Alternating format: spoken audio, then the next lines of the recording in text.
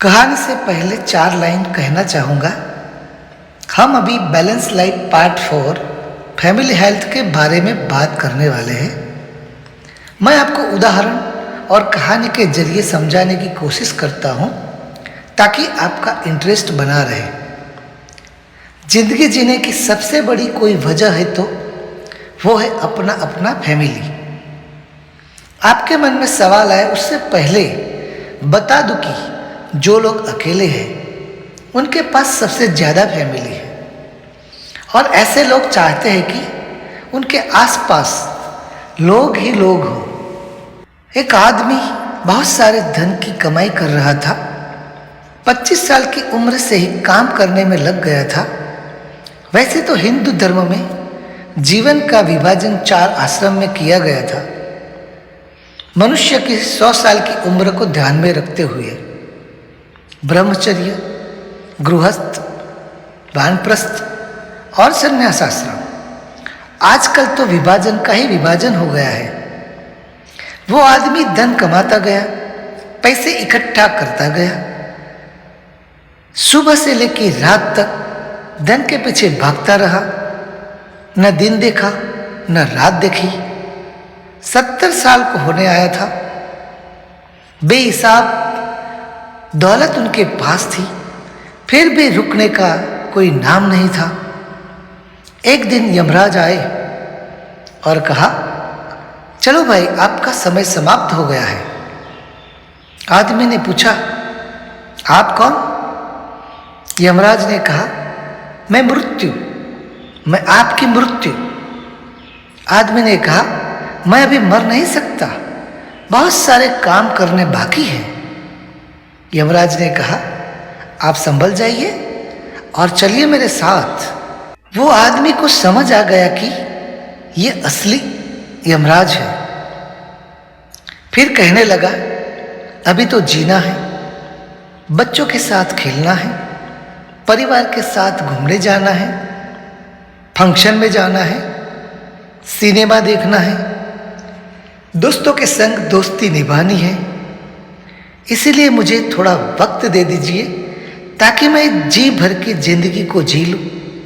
आप चाहे तो मेरे धन का 10% हिस्सा ले लो। यमराज ने कहा, बस बस, आपके पास मेरे साथ बातचीत करने का भी समय नहीं है, जीने की तो बात ही छोड़ो। आदमी ने घबराते हुए कहा, मुझे कुछ साल दे दो ताकि मैं जिंदगी को प्रेम कर लूं, अपनों के संग आनंद कर लूं। आपको मेरी संपदा के 50% हिस्सा देने को तैयार हूं। यमराज ने कहा, ये बकवास बंद करो, आपको 1 सेकंड भी मिलने वाला नहीं है। फिर एक बार आदमी ने कहा, चाहे तो मेरी सारी संपदा आप ले लो, सिर्फ 1 दिन जीने के लिए दे दो। वो आदमी को अब जीवन का मूल्य समझ आ गया था।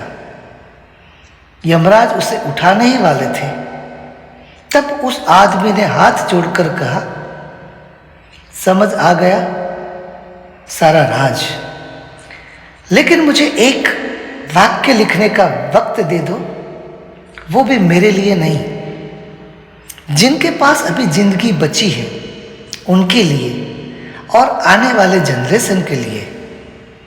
तो दोस्तों, वो आदमी एक वाक्य में क्या लिख के गया पता है?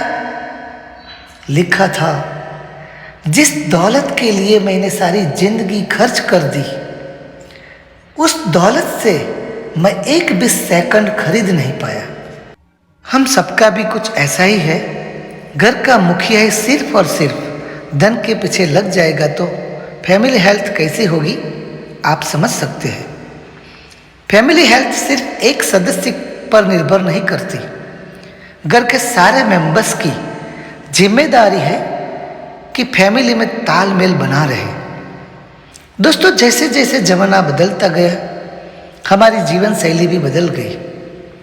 आज हर व्यक्ति मरने तक अपने घर के प्रति ही जिम्मेदार रहता है और हमेशा टेंशन में ही रहता है। मैंने देखा है कुछ लोगों को जो निवृत्त हो चुके हैं, ये लोग बेवजह उपदेश देने में लगे रहते हैं। इसी कारण घर में तनाव रहता है। कुछ बातें ऐसी होती है जो नौजवान लोगों को बुजुर्गों से सीखनी चाहिए, लेकिन तनाव और टकराव के कारण घर में छोटे और बड़े लोगों में सहमति नहीं बन पाती। मैंने ऐसे बहुत निवृत्त लोगों को कहते हुए सुना है कि कितने महंगे कपड़े लाए हैं, हम तो इतने के ही लाते थे। ये कहने की जरूरत ही नहीं थी। 30 साल पहले आपकी कमाई भी इतनी ही होगी। आज के नौजवान और छोटे बच्चे भी कुछ कम नहीं हैं। मैंने कहते हुए सुना है, आप बुढ़े हो गए हो, जमाना बदल गया है, आप भी बदल जाओ या तो चुप रहो। दोस्तों, ऐसी बातें घर में तनाव नहीं लाएगी तो और क्या लाएगी। खुशियां लानी है तो कभी कभी चुप रहने में भलाई है। दोस्तों, किसी भी परिवार में महिलाओं की भूमिका बहुत महत्वपूर्ण होती है।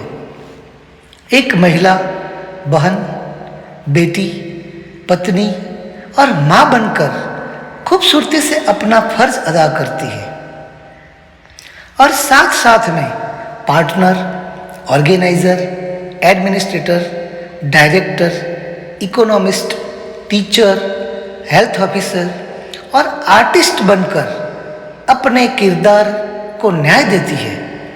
दोस्तों, एक बात मानो या न मानो, भारतीय नारी के संस्कार और समझ के कारण कई सारे परिवार बर्बाद होने से बच गए हैं।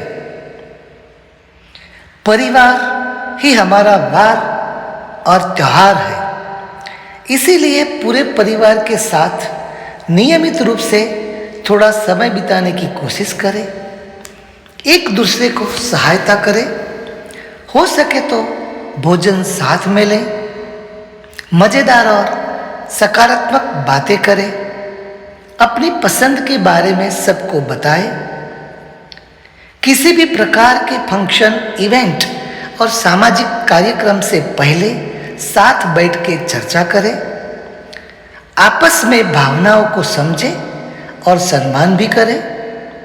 छोटे बच्चों को उदाहरण से समझाएं कि समस्याओं का समाधान कैसे करें। परिवार में शांत स्वर में बात करने की आदत डालें।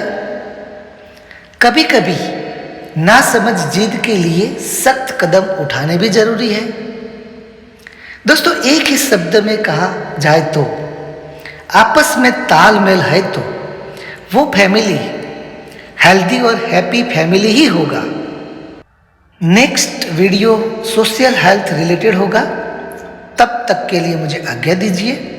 थैंक यू, टेक केयर, जय हिंद।